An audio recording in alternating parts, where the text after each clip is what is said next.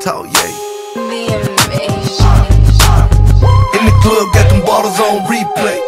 Tryna break a record like a DJ. What's going on, y'all? It's your boy TDK, and I'm back. Happy Monday to y'all. Hashtag Trill Team and hashtag Trill Team ladies.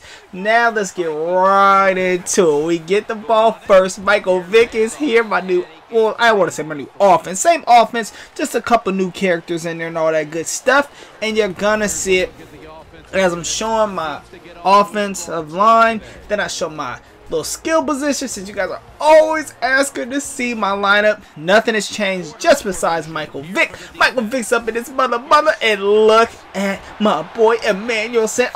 Oh yeah, I forgot about him. Emmanuel Sanders is in the lineup now. He actually is a lot better than I thought he was going to be. To be all the way honest, hold on. Michael Vick, I know you ain't going deep. On this 1st and 10, go ahead and chuck that ball. And unfortunately, he missed him by just an inch. One thing I have learned, using Michael Vick, I rarely, right there I did mess up on that 1st and 10, but I rarely ever have to press Y. And you're going to see it with some later on gameplay that I have with this dude. You're going to see that I pretty much just have to run right under the ball. Just continue to run. I rarely have to press Y. Michael Vick is pretty much on the point with all his football. Like, the dude is pretty legit. I'm not even going to front. But instead of ruining a lot of things, let's get into this gameplay. Right here on this 3rd and 1 as I get the ball out to my boy Deshaun Jackson. He making this man miss and whatnot. But we do get stopped right before we can go any further than that. But we do end up getting the 1st down. We have cross midfield. So now I'm feeling pretty darn good. If I would have just kept going all the way out with my dude Darren Sproles, I probably could have got a whole lot further, but it just didn't work out that way. But it's all gravy. Right here on this 3rd and 13 as Michael Vick is running, and I put the spin move, and thank you for pushing me forward. I definitely appreciate it. I want to say that was Steve Atwater, but I don't want to give a credit to just anybody, but I do appreciate whoever pushed me forward and whatnot. Right here on this 1st and 10, we do end up getting 8 yards out of it. Look at Michael Vick on the 2nd and 2. He was tripping at first, but he does end up keeping his balance, and then he keeps going. Right here on his 1st and goal, we do get stopped short. So I'm like, okay, let's go back to the 5 wide as I end up making a pass. And this is exactly why we need pass leading, because I could have easily put that ball up forward into the end zone. Just didn't work out that way. As you see this man over here trying to block kicks. I mean, I ain't going to say he necessarily tried to block the kick. Maybe, who knows? Maybe this man could have just been messing around. I don't know. But then one thing I definitely noticed is, oh, we got one of them dudes. We got one of these guys who live and die by the streak. When in doubt, throw the streak route. Luckily for me, we do end up getting an interception. So it's all gravy.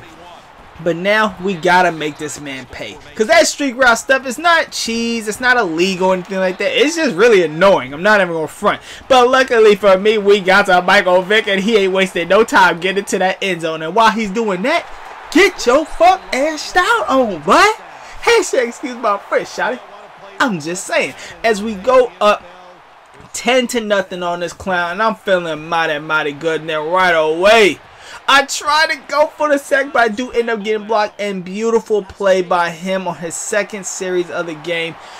One thing I noticed, I said, dang, we're going to have one of them joints. It's either he's going to chuck the ball down the field like he's about to do right now, and he ends up getting it. So within 2 sorry plays, he ends up getting into the end zone. He's right back into the game. Well, I mean, it's not like he was really out of the game.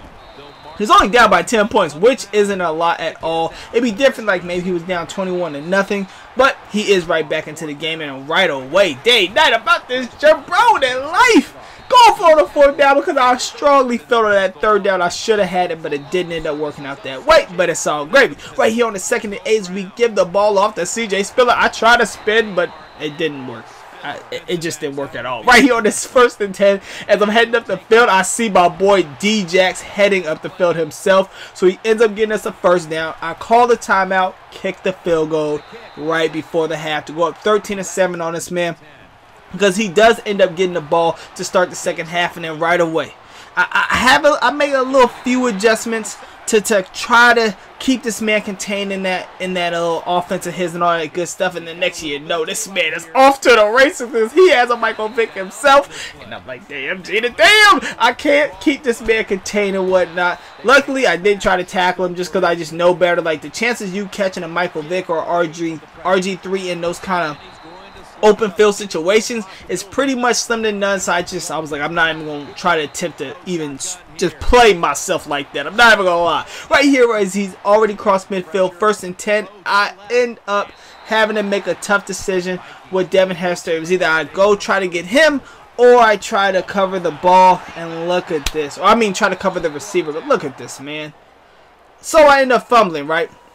But of course, we got the fumble cheese. I mean, it's not necessarily cheese. What people do is when you do fumble, which you guys already know because #Trilton, you guys are the ones who explain it to me. When you do fumble, if you don't know what that means, when you do fumble, and your opponent knows that you didn't fumble, what they do is they just take a couple delayed games, then they call a timeout, and then they end up keeping the ball, which is corny to me. It's not illegal. It's not cheese. It's really, I mean, I guess you could call it cheese, but for me, he ended up paying for it anyways.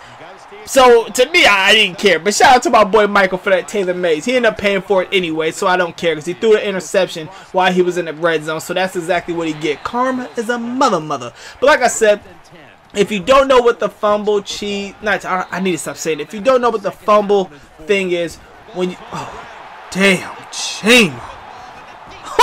Now, that was a fumble.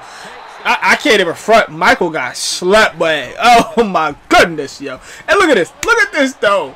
Like, okay, I understand when RG3 was running my option for me and he was running to the left side. I can understand him not making that pitch because to the left. A nice beautiful catch by Vernon Davis. But Michael Vick is left-handed. Why is he struggling to make the pitch to the left? But like I said, for folks who don't know what it means, that means like when you do fumble and your opponent knows that you didn't fumble, like you hit the ground and stuff like that, what they do is they take a couple delayed games, a nice beautiful move by Deshaun Jackson, and then after that they just call timeouts. So they don't have to worry about the review and stuff like that. It's pretty whack. It's not cheese, it's not illegal, it's something EA allows to go down like you see right here. Unfortunately, my dude ends up fumbling, but luckily we did get the challenge, so it's all gravy. So right here on this 3rd and 6, as I'm looking, I'm about to run for my life, and I end up getting stopped. So of course I'm gonna go for this 4th down, and right here, yo, I end up getting picked off.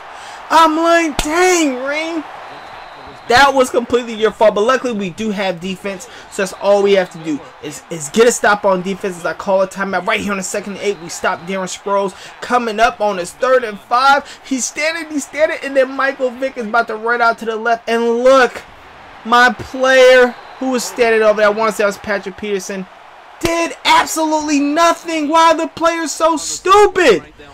Damn, Gina. So my luck runs out. The 2-minute warning didn't work out for me. Shout out to my opponent. He did end up getting the W. Fair and square. Can't take nothing away from him. It's been real. It's been true. It's your boy TDK, and I'm out.